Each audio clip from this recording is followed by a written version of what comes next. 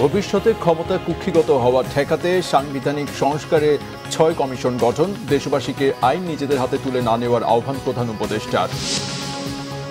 BNP ও দেশের বিরুদ্ধে ফ্যাসিবাদের প্রেতাত্মাদের ষড়যন্ত্রের অভিযোগ তারেক রহমানের। নির্বাচন ইস্যুতে সরকারকে চাপ দিতে চায় না বিএনপি, বলেছেন নেতারা। নতুন ডিসি নিয়োগ নিয়ে সচিবালয়ে বঞ্চিতদের বিক্ষোভ, ৮ জনের নিয়োগ বাতিল। দেখছিলেন ক্রাউন সিমেন্ট সংবাদ শিরোনাম। এবারে বিস্তারিত।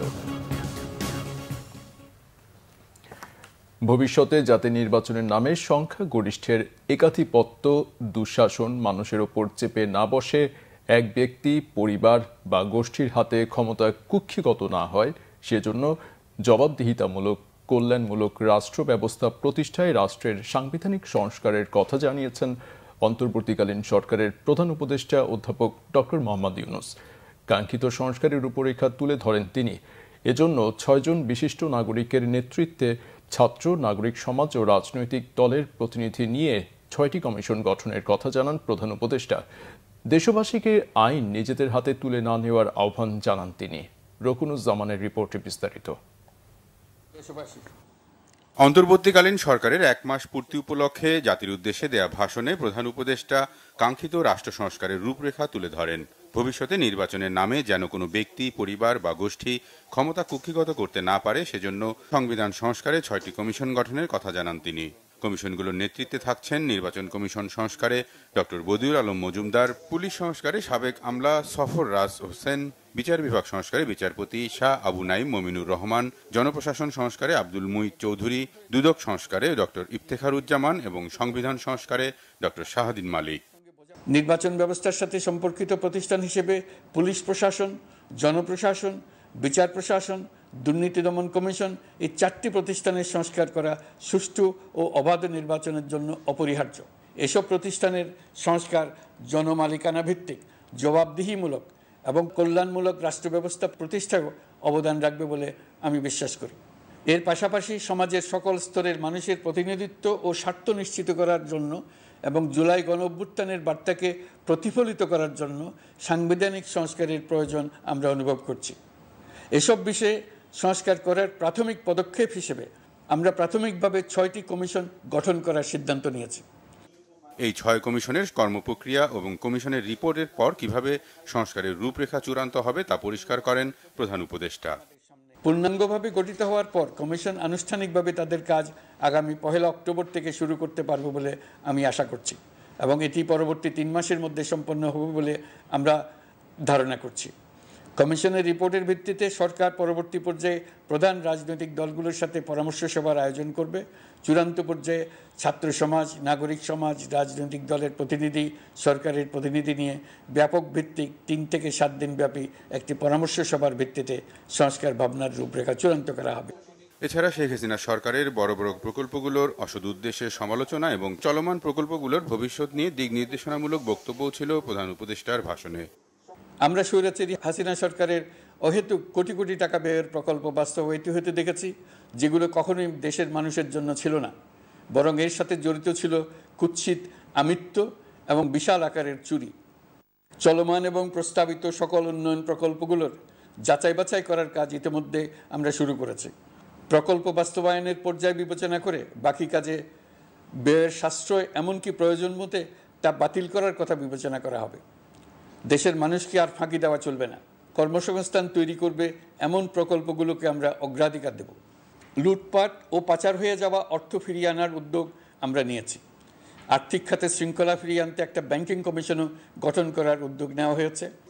লুটপাট ও পাচার হওয়া অর্থ ফিরিয়ে আনা সহ আর্থিক খাতের শৃঙ্খলা আনা সহ পুলিশ, ধ্বংসপ্রাপ্ত জনপ্রশাসন, নিত্য প্রয়োজনীয় পণ্যের মূল্যস্ফীতি কমানো, জ্বালানি খাতের জবাবদিহিতা আনা, শ্রমিক অসন্তোষ কমানো, শিল্পের নিরাপত্তা, ভুয়া মুক্তিযোদ্ধা চিহ্নিত করা সহ আন্দোলনে আহতদের চিকিৎসা ও নিহতদের পাশে দাঁড়ানোর মতো গত ১ মাসে সরকারের নানা কর্মকাণ্ড তুলে ধরেন প্রধান উপদেষ্টা।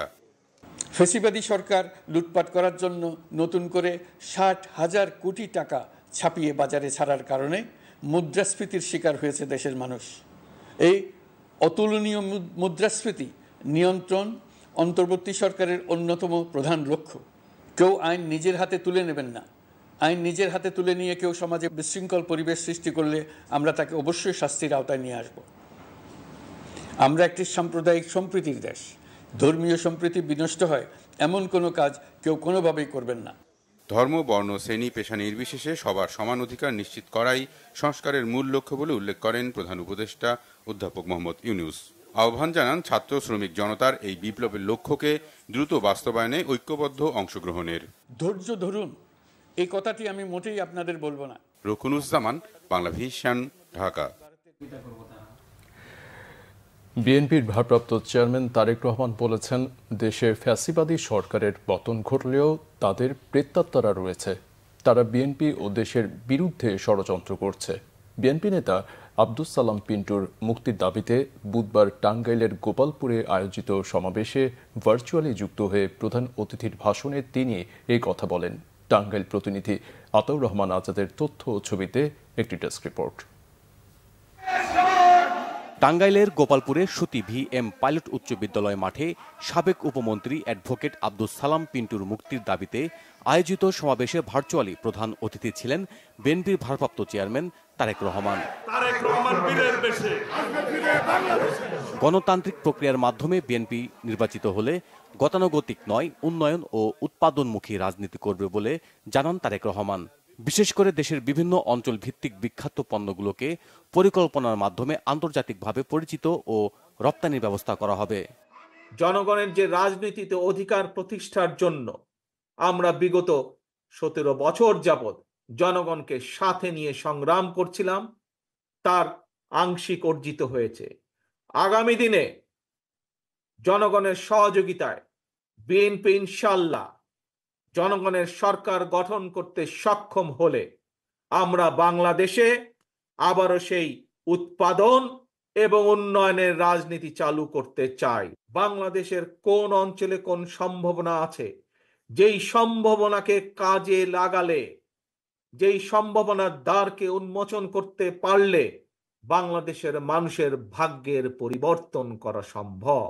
এটি হচ্ছে শহীদ জিয়া, দেশনেত্রী খালেদা জিয়ার উন্নয়ন উৎপাদনের রাজনীতি। অর্থাৎ জনগণের যেই সম্ভাবনা আছে, যেই সম্ভাবনার মাধ্যমে জনগণ সামনে এগিয়ে যেতে পারবে, অর্থনৈতিক মুক্তি আনতে পারবে, সেগুলোকে বের করে নিয়ে আসা। অর্জিত গণতান্ত্রিক বিজয়ের উল্লেখ করে তিনি বলেন, দলের মূল লক্ষ্য অর্জনে বিএনপির অনেক নেতাকর্মী হামলা, মামলা ও নির্যাতনের শিকার হয়েছে। দলের শত শত নেতাকর্মী হারিয়েছে জীবন। বিগত 17 বছর ধরে যে কথা আমরা বলে আসছি জনগণের সামনে, যে কারণে, যে জন্য, যে লক্ষ্য হাসিলের জন্য আমাদের বহু নেতাকর্মী প্রাণ দিয়েছেন, শহীদ হয়েছেন। বিএনপির বাইরেও অন্যান্য বহু দলের নেতাকর্মী শহীদ হয়েছেন। জনগণের যারা রাজনীতি করেন না কিন্তু দেশকে ভালোবাসেন এমন বহু সাধারণ মানুষ, বিভিন্ন পর্যায়ের বিভিন্ন পেশার মানুষ আত্মত্যাগ করেছেন। এই যে আত্মত্যাগের কারণ কি? কারণ জনগণের অধিকার প্রতিষ্ঠা, যেখানে জনগণ তাদের কথা বলবে এবং জনগণ কথা বললে সেই কথা অনুযায়ী কাজ হবে। আবারও যদি আপনাদের সাহায্য সমর্থন অব্যাহত থাকে তাহলে ইনশাআল্লাহ আমরা সেই বাংলাদেশ গড়তে সক্ষম হব।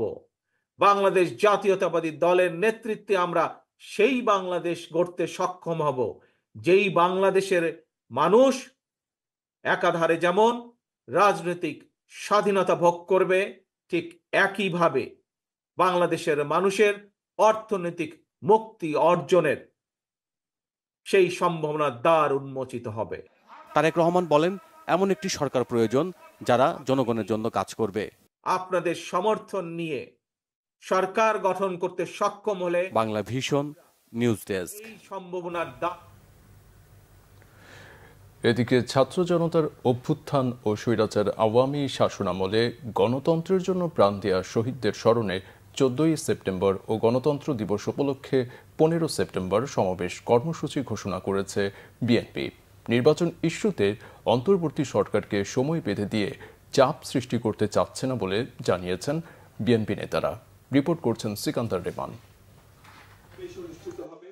বুধবার নয়াপল্টনে দলের কেন্দ্রীয় কার্যালয়ে যৌথ সভা শেষে সংবাদ সম্মেলন করে স্মরণ সভা ও সমাবেশের ঘোষণা দেওয়া হয়। দলের স্থায়ী কমিটির সদস্য ডক্টর এজেডএম জাহিদ হোসেন বলেন, জনগণকে সাথে নিয়ে রুখে দিতে হবে সব ষড়যন্ত্র। গণতন্ত্রের বিরুদ্ধে ষড়যন্ত্র থেমে নাই, কাজেই এই ষড়যন্ত্রকে রুখে দেওয়ার জন্যই 15ই সেপ্টেম্বর এই দেশের মানুষ, এই ঢাকা শহরের মানুষ সর্বত্র একত্রিত হবে এবং এই তাদের উপস্থিতি সকল ষড়যন্ত্রের বেড়াজাল ভেঙে আগামী দিনে গণতন্ত্র উদ্ধারের পথকে আরো মসৃণ করবে।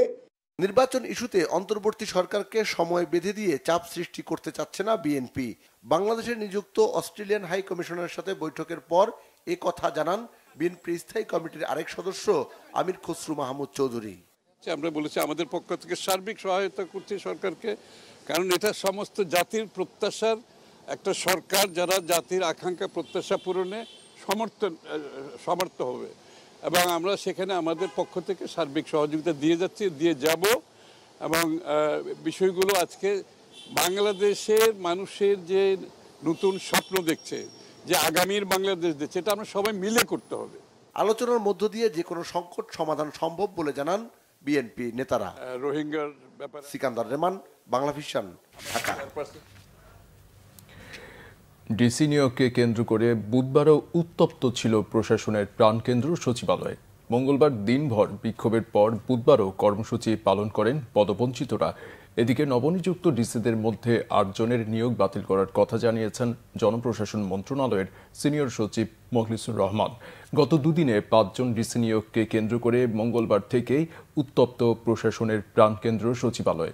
আওয়ামী লীগের শাসনামলে পদোন্নতি বঞ্চিত উপসচিব পর্যায়ের কর্মকর্তারা প্রশাসনে সুষম ও যোগ্যতার ভিত্তিতে পদবিন্যাসের দাবিতে বুধবারও কর্মসূচি পালন করেন। গেল সরকারের আমলে সুবিধাভোগী ও যাদের বিরুদ্ধে নানা অভিযোগ রয়েছে তাদের সচিবালয় থেকে অপসারণের দাবি জানানো হয়েছে। বিক্ষোভকারীদের অভিযোগ, এদের 57 জনই চাকরিবিধি লঙ্ঘনের নানা ঘটনায় অভিযুক্ত। এর আগে নতুন নিয়োগ পাওয়া 34 জন জেলা প্রশাসকের সাথে মন্ত্রিপরিষদ সচিবের বৈঠক বাতিল এবং নতুন ডিসিদের প্রজ্ঞাপন বাতিলের আশ্বাস দেওয়া হয়েছে বলে জানান পদবঞ্চিত প্রশাসনিক কর্মকর্তা নুরুল হাফিজ। এদিকে সংবাদ সম্মেলনে জনপ্রশাসন মন্ত্রণালয়ের সিনিয়র সচিব মখলিসুর রহমান বলেন, প্রশাসনের বিভিন্ন ক্ষেত্রে নিয়োগ দেওয়ার জন্য যোগ্য কর্মকর্তা পাওয়া কঠিন। সবই নবনিযুক্ত নিয়ে কথা বলা হচ্ছে। আপনারা কোশ্চেন করার আগে you ask yourself whether it is valid or not. আমরা যা কথা বলতেছি, এই 2 দিনের 2টা লিস্টে আমরা 59 জন ডিসিকে পোস্টিং দিয়েছি। অ্যান্ড বদলি, প্রমোশন এগুলো হলো চলমান প্রক্রিয়া, এবং এই জেলা প্রশাসনগুলো ভালো চলার যদি আরো চলতে পারে, এই জন্য আমরা 4 জনকে জেলা অদল বদল করেছি। আপনারা জানেন এটা যেটাই করতে হয় চিফ অ্যাডভাইজারের অনুমোদন নিতে হয়, যেহেতু he is the minister of our ministry. তো এই কাজগুলো এত সহজ ছিল না। আজকে একটা দীর্ঘ সময় মিটিং করে তাৎক্ষণিক এই সিদ্ধান্তগুলো নেওয়া হয়েছে। আমাদের দাবি এই প্রজ্ঞাপন 2টি যে হয়েছে এটা বাতিল করে দিয়ে এইখানে সত্যিকারের যারা মেধাবী, যোগ্য এবং সততা, মেধা এবং দক্ষতার যোগ্যতার ভিত্তিতে নতুন করে পদোন্নতি। ঢাকা মহানগর পুলিশের সাবেক কমিশনার আসাদুজ্জামান মিয়াকে গ্রেপ্তার করেছে র্যাব। বুধবার রাতে রাজধানীর মহাখালী থেকে ডিএমপির সাবেক এই কমিশনারকে গ্রেপ্তার করা হয়েছে। র্যাবের পক্ষ থেকে জানানো হয়েছে, খিলগাঁও থানায় দায়ের করা একটি মামলায় আসাদুজ্জামান মিয়াকে গ্রেপ্তার করা হয়েছে। 2015 সালে খিলগাঁও থানার ছাত্রদলের সাবেক সাধারণ সম্পাদক মোহাম্মদ নুরুজ্জামান জনিকে পুলিশি হেফাজতে ক্রস ফায়ারের নামে হত্যার অভিযোগে তৎকালীন পুলিশ কমিশনার আসাদুজ্জামান মিয়া সহ বর্তমান ও সাবেক 13 পুলিশ কর্মকর্তাকে আসামি করা হয় মামলায়। মামলার 12 নম্বর আসামি সাবেক এই পুলিশ কমিশনারকে থানায় হস্তান্তর করা হবে। আসাদুজ্জামান মিয়া 2015 সাল থেকে 2019 সাল পর্যন্ত ডিএমপির কমিশনার দায়িত্ব পালন করেন। গাজীপুরের কাশিমপুরের ভবানীপুর এলাকায় বিগ বস কর্পোরেশন লিমিটেড নামে পোশাক তৈরির একটি কারখানায় বুধবার আগুন দিয়েছে বেক্সিমকো ইন্ডাস্ট্রিয়াল পার্কের কারখানার আন্দোলনরত শ্রমিকরা। বিগ বস কর্পোরেশন লিমিটেড কারখানা কর্তৃপক্ষ জানায়, দুপুর 12টার দিকে বেক্সিমকো কারখানার কয়েক হাজার শ্রমিক ওই কারখানার সামনে থাকা দোকানপাট ও ব্যাংক এশিয়ায় হামলা ও ভাঙচুর করে। পরে কারখানার কেমিক্যালের গুদামে আগুন ধরিয়ে দেয়। ফায়ার সার্ভিসের 3টি ইউনিট 5 ঘন্টা চেষ্টায় আগুন নিয়ন্ত্রণে আনে। গাজীপুরের সারাবো এলাকার বেক্সিমকো ইন্ডাস্ট্রিয়াল পার্কের শ্রমিকরা এক মাসের বকেয়া বেতনের দাবিতে কালিয়াকৈর নবীনগর মহাসড়ক অবরোধ করে বিক্ষোভ করে। এতে চরম দুর্ভোগ সৃষ্টি হয় মহাসড়কে। শিল্পাঞ্চল আশুলিয়ায় পোশাক শিল্পে চলমান সহিংসতা ও অস্থিতিশীল পরিস্থিতির কারণে 22টি কারখানা অনির্দিষ্টকালের জন্য বন্ধ ঘোষণা করেছে মালিকপক্ষ। সাধারণ ছুটি ঘোষণা করা হয়েছে আরও বেশ কিছু কারখানায়, তবে বেশিরভাগ কারখানায় কাজ করেছে শ্রমিকরা।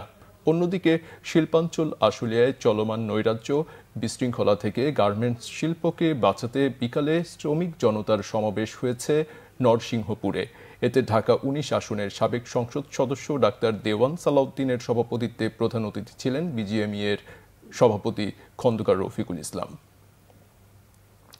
এদিকে ত্রিপক্ষীয় বৈঠকের মাধ্যমে দ্রুত সময়ে শ্রমিকদের ন্যূনতম মজুরি নির্ধারণের কার্যক্রম আবারও শুরু করা হবে বলে জানিয়েছেন শ্রম ও কর্মসংস্থান উপদেষ্টা আসিফ মাহমুদ সজীব ভুইয়া। পাশাপাশি শ্রমিকদের দাবিগুলো পর্যালোচনা করে সমাধানের উদ্যোগ নেওয়া হবে বলেও জানান তিনি। চলমান শ্রমিক বিক্ষোভ নিয়ে বুধবার সচিবালয়ে জরুরি সংবাদ সম্মেলনে এ তথ্য জানান আসিফ মাহমুদ। তিনি বলেন, শ্রমিকের বকেয়া বেতন ভাতা অবিলম্বে পরিশোধ করতে হবে। যে প্রতিষ্ঠানকে ঘিরে শ্রমিকদের মধ্যে অস্থিরতা সৃষ্টি হয়েছে তাদের রক্ষায় ঋণ দেবে বাংলাদেশ ব্যাংক। শ্রমিকদের উস্কে দিয়ে বাজার দখলের পায়তারা চলছে বলেও অভিযোগ করেন তিনি। শ্রমিকদের সমস্যার স্থায়ী সমাধানের উদ্যোগ নেওয়া হবে জানিয়ে উপদেষ্টা বলেন, মাঠ পর্যায়ে শ্রমিকদের সঙ্গে কথা বলে তাদের সমস্যাগুলো সরাসরি শোনা হবে এবং সমাধানের উদ্যোগ নেওয়া হবে। এদিকে তৈরি পোশাক মালিকদের সংগঠন বিজিএমইএ সভাপতি জানান, শনিবার থেকে সব ফ্যাক্টরিতে নিরবচ্ছিন্ন কাজ শুরু হবে। সংবাদ শেষ করছে শিরোনামগুলো আরেকবার জানিয়ে দিয়ে। ভবিষ্যতে ক্ষমতা কুক্ষিগত হওয়া ঠেকাতে সাংবিধানিক সংস্কারের 6 কমিশন গঠন, দেশবাসীকে আইন নিজেদের হাতে তুলে না নেওয়ার আহ্বান প্রধান উপদেষ্টার। বিএনপি ও দেশের বিরুদ্ধে ফ্যাসিবাদের প্রেতাত্মাদের ষড়যন্ত্রের অভিযোগ তারেক রহমানের। নির্বাচন ইস্যুতে সরকারকে চাপ দিতে চায় না বিএনপি, বলেছেন নেতারা। নতুন ডিসি নিয়োগ নিয়ে সচিবালয়ে বঞ্চিতদের বিক্ষোভ, 8 জনের নিয়োগ বাতিল। এই ছিল এখনকার মতো। পরের সংবাদ সকাল 7:30টায়।